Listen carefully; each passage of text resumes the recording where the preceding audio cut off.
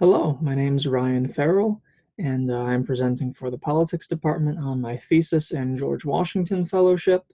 Um, my thesis is Tocqueville and Nietzsche on the Dangers of Equality. When I started my study of this, I noticed that there is very little discussion of the two together. I only found one article discussing both of them. Both have critiques of excessive love of equality in the modern world. So for my thesis, I examined Tocqueville and Nietzsche's assessment of and proposed solution to this excess of equality.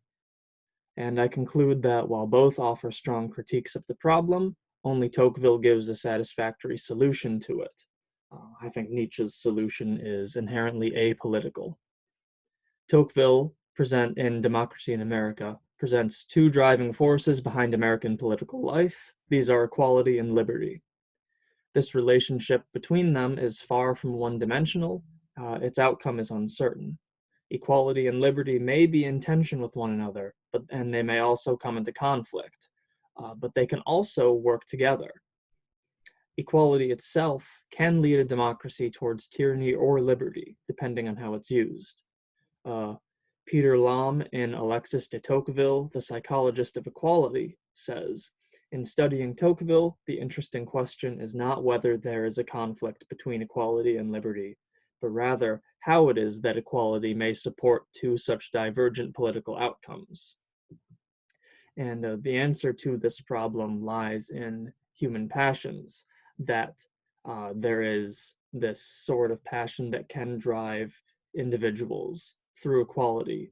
It uplifts them, it instills them with a drive to self-betterment. There is also a passion that is destructive, that would have others dragged down to one's level or to a base level of mediocrity. Tocqueville observes that Americans like freedom, but they love equality. They would rather have equality in servitude than inequality in freedom. In the ideal political community, freedom and equality will not be in tension with one another, but rather will support each other. Men will be perfectly free because they will all be entirely equal, and they will all be perfectly equal because they will be entirely free. This is the ideal towards which all democratic peoples tend. Tocqueville warns us of the dangers of equality because it separates and isolates citizens and can destroy the bonds that hold communities together. This can lead to individualism, which is when citizens are retreating into private life and only caring about what is immediately best for them.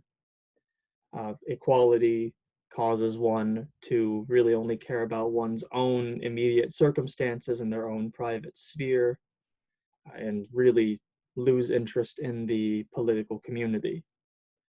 An individual who has succumbed to individualism will be happy to allow centralized administration to deal with local issues, effectively shutting citizens out from local political life and the exercise of their freedoms.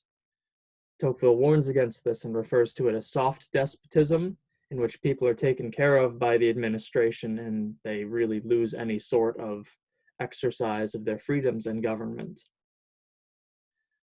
That's really Tocqueville's primary concern about equality in America, particularly. Nietzsche, similarly, in Beyond Good and Evil and on the Genealogy of Morality, tackles what he sees as the major problems of the modern Western world, and one of the chief among these is excessive love of equality. He notes in an essay on the Greek state that there are growing dangerous atrophies in the political sphere, manifesting in people who esteem the state only insofar as they conceive that it coincides with their own interest. Such men will necessarily imagine as the ultimate political aim the most undisturbed collateral existence of the great political communities possible, in which they might be permitted to pursue their own purposes without restriction. This sounds almost exactly like Tocqueville's description of individualism. Nietzsche notes that we live in an increasingly atomized age. The institutions that once held us together, such as organized religion, are in decline. Nietzsche also talks about ressentiment, which is similar to Tocqueville's description of the bad kind of equality that tears down, rejects what is outside itself. It wishes to remain comfortable where it is. So, for example, if someone is in a unpleasant condition, They will claim that the good condition that you would think one would search for is actually negative and bad, and it is a positive thing to remain in bad, poor conditions.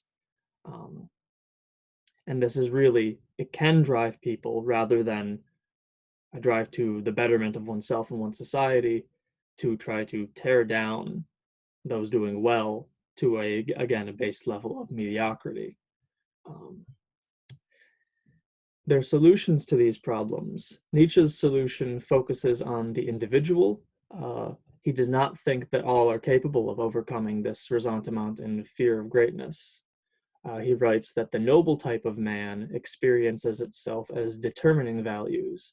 It does not need approval. It judges what is harmful to me is harmful in itself. It is value creating. This sort of sentiment may work for an individual to achieve greatness, but it does not foster a strong community, as Tocqueville points out. Um, there is nothing to bind one to another citizen if one rejects all custom and tradition. Nietzsche also writes, independence of the soul, that is what is at stake here. No sacrifice can be too great for that.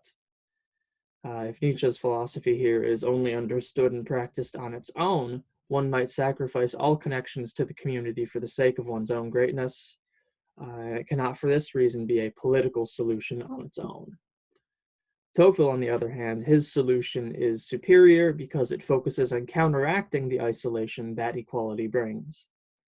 The preservation of mores and participation in free institutions are the two primary ways that we would counteract that, according to Tocqueville, and these would ideally support each other.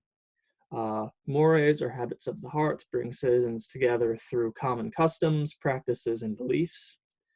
Tocqueville points to religion as the primary example of this binding force.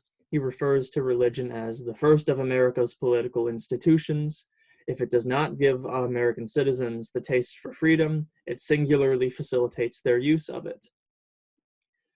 But mores and religious belief are inarguably in decline. It's not clear how one would bring this back currently, a common American belief system, or whether even that is something that ought to be brought back now. For this reason, I advocate Tocqueville's second solution, preservation of an active participation in free institutions to combat individualism. The active practice of political freedoms gives people an attachment to their freedom and their community, particularly on the most local level. This will foster a sense of self-interest well understood, that one's particular interest is inevitably tied up in the general interest, causing one to retreat or enter back into the political community from one's retreat into self-isolation. It's not entirely clear how to make people participate in local politics more frequently again. This is obviously a huge problem in modern politics.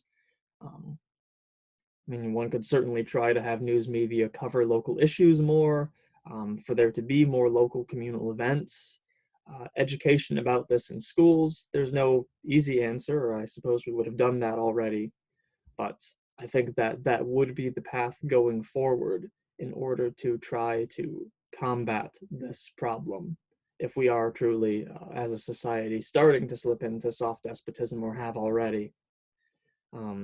To close that section, Tocqueville says that nations of our day cannot have it that conditions within them are not equal, but it depends on them whether equality leads them to servitude or freedom, to enlightenment or barbarism, to prosperity or misery. And as I finished that, I realized the way in which it potentially ties into my George Washington Fellowship project, which I proposed as looking at the evolution of our conception of rights in American politics. I studied the way of our understanding of rights has evolved in order to determine whether our contemporary conception of rights is compatible with the American founding or whether there was a significant break at some point. I read several writings by Dr. Watson. I went over usages of rights language at the founding, read several writings from the Progressive Era and FDR speeches, and sections of Mary Ann Glendon's Rights Talk. My opinion is that our conception of rights began to fundamentally change around the Progressive Era, a change that culminated during FDR's presidency. We went from rights that protect against infringement, such as right to life, liberty, property, free religion, to rights that secure goods, such as the right to a living wage, right to decent education, etc. Um, and that one could read this as a sort of more individualistic read of what rights are, that rather than being concerned about infringements by, say, the government on society or citizens as a whole, is more concerned that I personally am getting what I need, that my family gets what they need. Um, so does seem to me to be a connection between the two. Um, and again, perhaps somehow, however this would be done, increased participation in local political institutions would help counteract an excess of this, if that is where we're heading. And I think that's about it. Um, I miss all of you at St. Vincent. Uh, I hope you're all doing well. I've really enjoyed the work I've been doing in the politics department, and I intend to continue thinking about these things going forward. Thank you for your time. Uh, Take care.